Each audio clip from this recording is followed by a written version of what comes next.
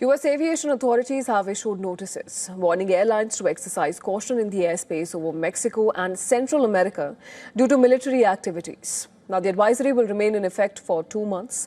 U.S. President Donald Trump has suggested in the past that U.S. will carry out land strikes against drug cartels in Mexico.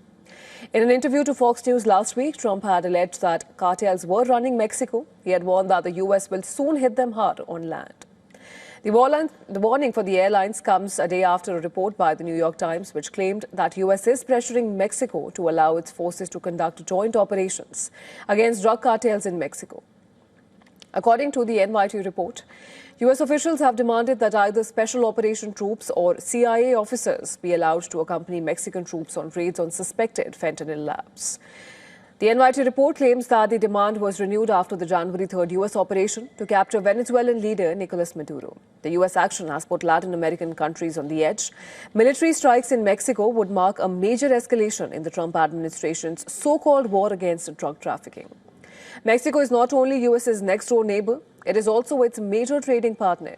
And as the threats of U.S. strikes looms large, Mexican President Claudia Sheinbaum has claimed significant success in combating drug trafficking.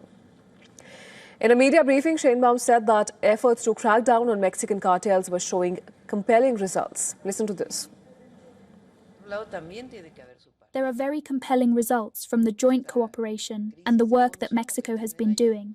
Seizures in the United States near the Mexican border have fallen by 50%. Why have these seizures decreased? Because they are now being carried out in Mexico. Earlier this week, Sheinbaum and Trump had spoken to each other over a phone call. According to the Mexican president, she had conveyed to Trump that U.S. intervention in Mexico was unnecessary. She also cited the drop in the homicide rate and much lower fentanyl seizures by the United States as proof that Mexico's action against cartels was working.